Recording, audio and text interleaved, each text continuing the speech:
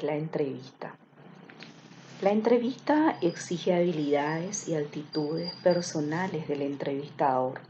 La empatía, saber llegar a la gente, saber preguntar, que mi pregunta sea una manera de llegar a la gente de como para recabar esa información, porque a veces ocurre que le hacemos una pregunta y las personas se molestan, ¿sí?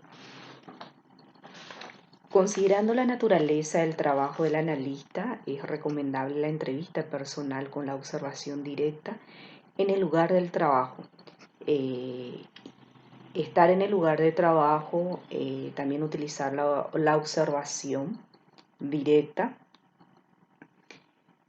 También podemos afirmar que la entrevista es un método de investigación mediante el cual se puede intercambiar o obtener datos e informaciones entre personas.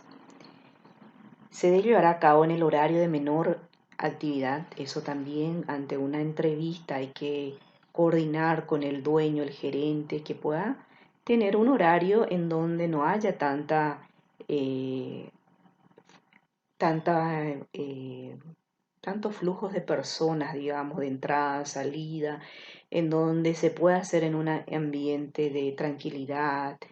También que el gerente pueda acompañar sin ninguna interrupción, digamos, ¿verdad? De tanto de tercero como también de otros elementos en el momento de la entrevista. Evitar los términos técnicos, eso también, porque a veces, como administradores, futuros administradores, nosotros tenemos algunos términos administrativos que a lo largo de la carrera y a lo que es nuestra profesión, estaremos utilizando esos términos técnicos. Entonces, tratar de que las preguntas a ser utilizadas sean sencillas, de modo a que ayude a la comprensión de la persona. No sacar conclusiones precipitadas, eso también es importante. Esa persona pueda estar diciendo, eh, tratando de contestar esas preguntas. Dentro de la entrevista, otros aspectos a ser considerados. En una entrevista personal, asegurarse que el entrevistado comprenda cuáles son los objetivos de estudio. Cuando nosotros queremos hacer una entrevista, siempre damos a conocer cuál es el objetivo de esa entrevista. Generalmente en un trabajo de investigación eso es lo que nosotros hacemos.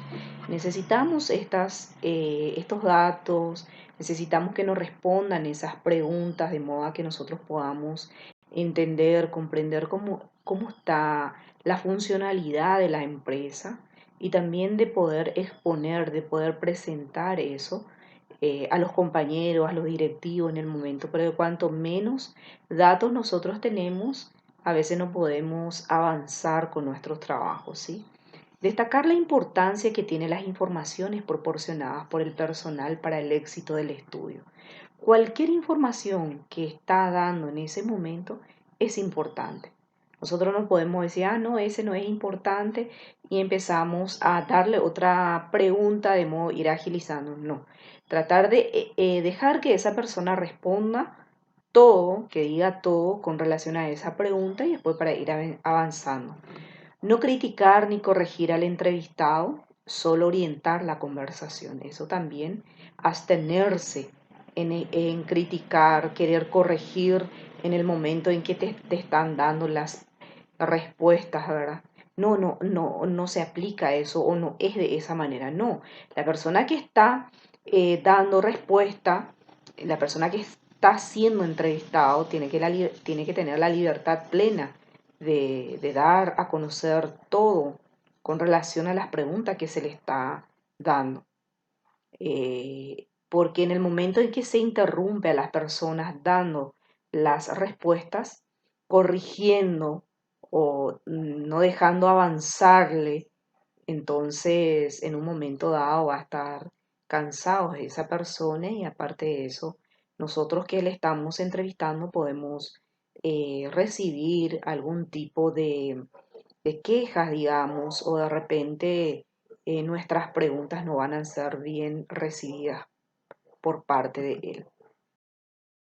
La observación in situ es la observación que nosotros hacemos, nos vamos en la situación, en la empresa, en el lugar donde se está operando y empezamos a observar. Observar paso a paso el proceso, procedimientos de acuerdo al orden, determinar el flujo de procesos, verificar la aplicación de las normas, procedimientos establecidos, si se está aplicando ciertas normas de cuidados en el momento de realizar los trabajos, determinar los problemas o restricciones con que tropieza en su puesto. Hacer preguntas suficientes al titular de cada puesto para asegurarse que conoce todo el proceso.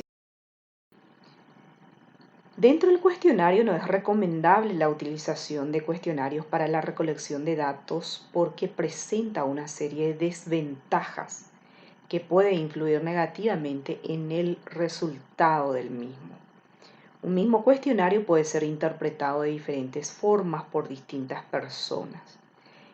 Hay personas que tienen lentitud de comprensión respecto a los demás, pueden sentirse frustradas por ese motivo. O sea que no se recomienda la utilización de cuestionarios estandarizados que sean aplicados para todas las personas. Podemos nosotros utilizar diferentes cuestionarios. Entonces, en la medida que vamos aplicando esos cuestionarios, ayudarán también de recabar esas informaciones que necesitamos. La exactitud de los datos, verificar la exactitud de los datos, de las informaciones, de los documentos, control cruzado. Asegurarse que los datos sean fidedignos. Del informe. Esto sería con relación al trabajo del analista. Ya una vez recabadas las informaciones, deberá preparar el informe.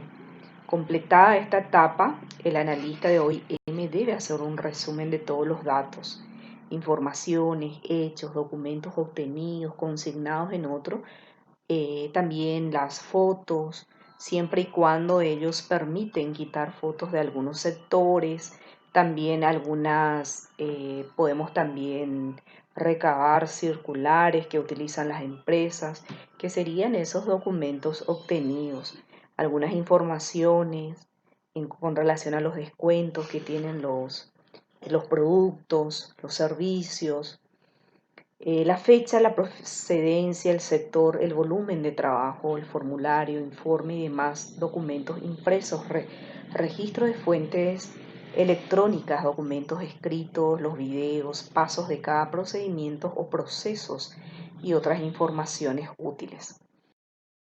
Los tipos de calidad de datos e informaciones a compilar. Algunos de los principales tipos de datos e informaciones que deben ser compilados en un estudio de OIM, pudiendo variar de acuerdo a las contingencias y objetivos de los trabajos. La base legal,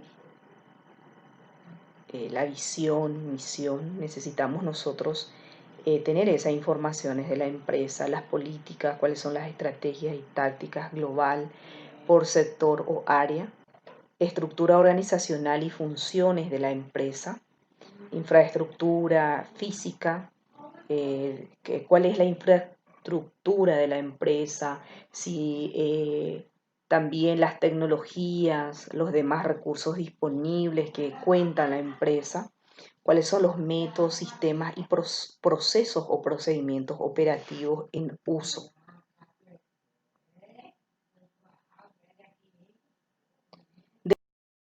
Calidad de datos e informaciones a compilar, hay que llevar en cuenta también estos puntos: el volumen de actividad, el tiempo, la frecuencia y costo de las mismas. ¿Cuál es el volumen, en qué tiempo se está realizando y con qué frecuencia? Puede ser quincenal, semanal, mensual, semestral. ¿Cuáles son las normas y reglamentos vigentes? Nosotros sabemos que hoy en día, en esta situación difícil que nos toca vivir a todos, hay muchísimos reglamentos de protocolo que hay que llevar en cuenta para que podamos nosotros evitar el contagio de este virus, de esta pandemia. Entonces las empresas tienen que adecuarse, como por ejemplo tener el lavado de las manos en un sector antes de entrar en la empresa, utilización de tapaboca, utilización también de alcohol en gel, desinfectarse. Son diferentes protocolos que el ministerio ha determinado realizar, utilizar. Entonces, las empresas hoy en día tienen que adecuarse a esos reglamentos vigentes. Grado de centralización y descentralización, dónde están concentradas las decisiones, los canales de comunicación y coordinación, de qué manera se está coordinando los trabajos.